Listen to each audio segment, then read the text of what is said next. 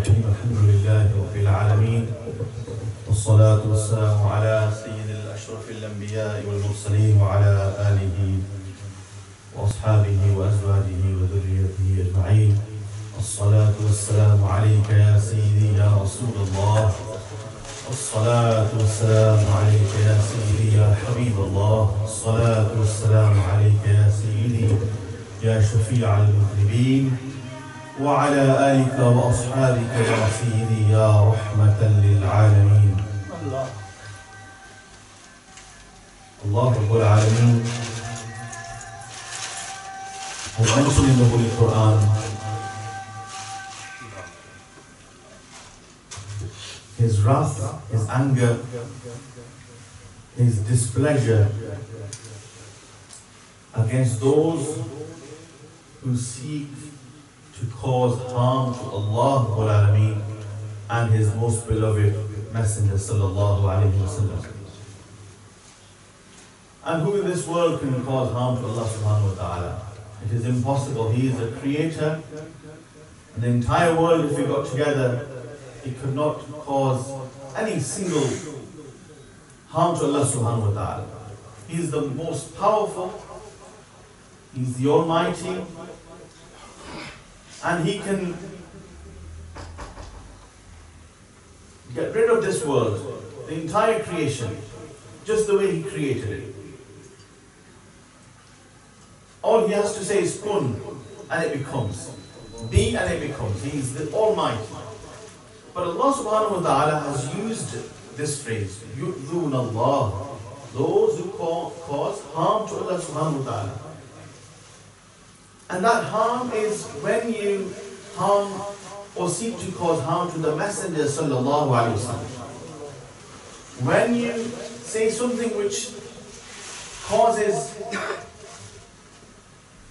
hurt and disappointment to Rasulullah Sallallahu Alaihi Wasallam, that Allah Subhanahu Wa Ta'ala says, if you harm my Messenger with your words, with your actions, you are harming me.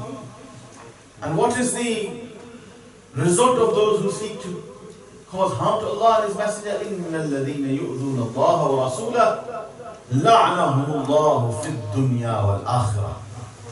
Allah's curse, His wrath is upon them in this dunya and in the hereafter. وَأَعَدَّ لَهُمْ عَذَابًا مُهِينًا. And for them is the most humiliating punishment.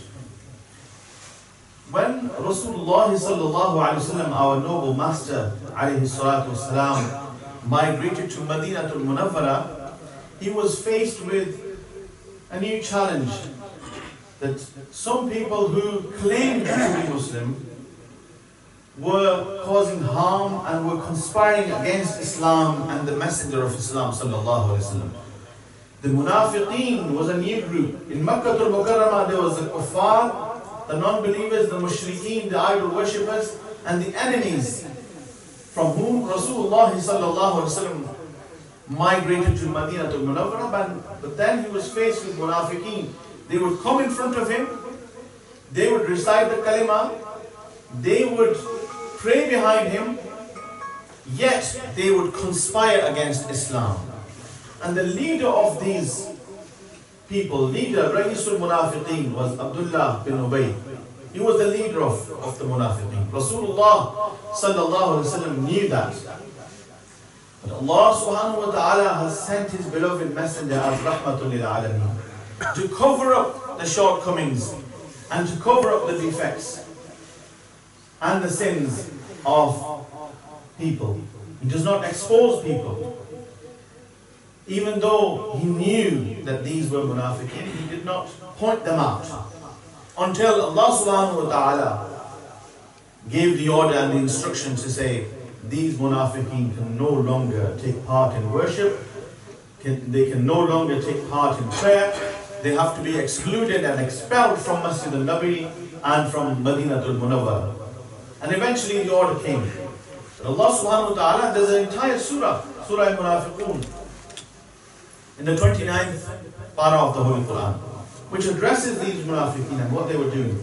But essentially they were causing harm to Rasulullah Sallallahu Alaihi Wasallam through their words, through their actions, through their conspiracies, and through joining with the enemies of Allah and His Messenger sallallahu alaihi wasallam and giving them information about the Muslims. So these were enemies from within. And Allah subhanahu wa ta'ala said, إِنَّ الْمُنَافِقِينَ فِي الدَّرْكِ الْأَسْفَلِ مِنَ النَّارِ. They will be the lowest of the low, and they will have the most severe punishment because they portrayed themselves as Muslims. Abdullah bin Ubay died.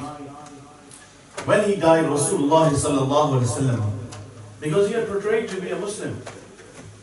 When he died, Rasulullah sallallahu alaihi wasallam made the intention to take part in his funeral prayer and to stand on his grave. And as we know, wherever the Messenger of Allah sallallahu alaihi wasallam steps foot, that land becomes elevated. That land is unequal to any land, and that has the highest status. So when Rasulullah sallallahu alaihi wasallam would have stood on his qabr, the theory and the logical thinking is that his status would have been elevated. But no. And Rasulullah sallallahu alaihi wasallam prayed for him. He made dua for his maghfirah. But Allah subhanahu wa ta'ala stated, Istaghfir lahum aw la tastaghfir lahum. Oh beloved Messenger sallallahu alaihi wasallam, if you were to pray for his istighfar, for his forgiveness, or whether you were not to do that, in tastaghfir lahum 70 marratan falan yaghfir Allah. If you were to pray for his forgiveness 70 times, O beloved Messenger sallallahu alaihi wasallam, I will not forgive him. Allah Rabbul Alameen will not forgive him. Even if Rasulullah sallallahu alaihi wasallam, with the mercy that Allah subhanahu wa ta'ala has blessed him with and made him a mercy for the entire creation, even if Rasulullah sallallahu alaihi wasallam forgave his enemies, Allah subhanahu wa ta'ala will not.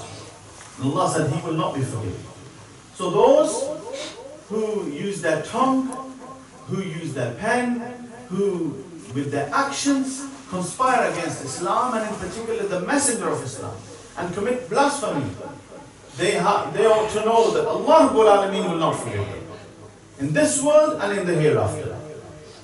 And Allah Rabbul Alameen's wrath and His anger will fall upon them. وآخر دعوانا الحمد لله.